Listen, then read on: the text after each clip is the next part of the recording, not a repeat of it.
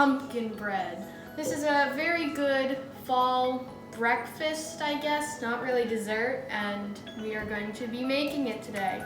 First, you're going to preheat your oven to 350, which I've already done. Then you're going to take a pretty big bowl and you're going to add in 3 cups of sugar along with 1 cup of vegetable oil. Then you're going to take a whisk and you're just going to whisk it all up and together, and it might take a little while, but eventually it'll get all combined.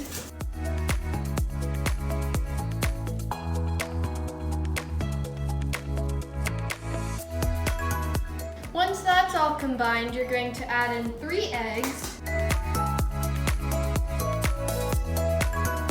and a 16-ounce can of pumpkin.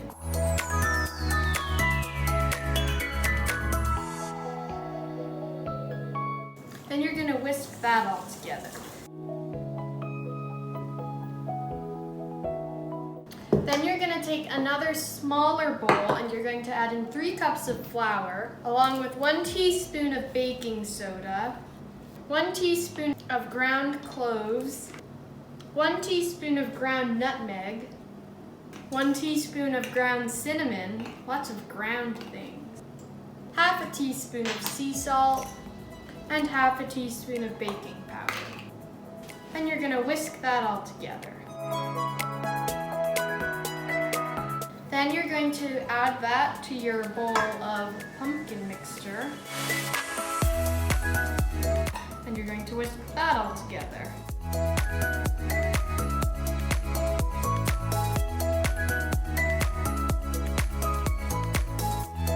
To get that last little bit of flour combined, you might want to switch back to a spatula just so you can scoop it all together. For your pans, I'm going to use 2 of these 8x4 pans. You could also use 9x5, but it makes it a little bit better when you're using a slightly smaller pan. And I'm just going to spray these with olive oil spray.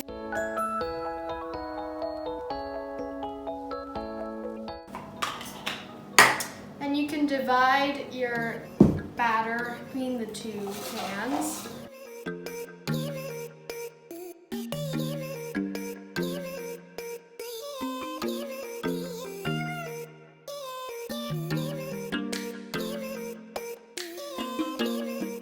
Now you're going to bake these at 350 for about 1 hour to 1 hour and 5 minutes. I will be back when they come out.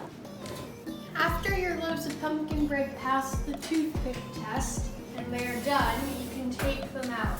I'm going to put these aside to cool for about 10 minutes and then I'll come back to take them out of the pan and let them cool even more. I will see you then. So it's been about 10 to 15 minutes since I took these out of the oven, so now I'm just going to take them out of the tray, and you want to go around it with a knife.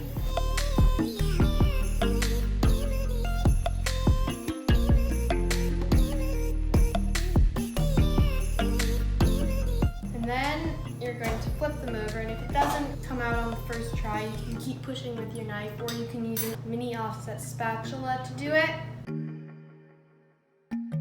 So now you should let these cool outside of the pans for a little while longer, maybe another half an hour, but I have to finish this video, so I am going to slice this one now. And I'm going to have a bite, but still hot.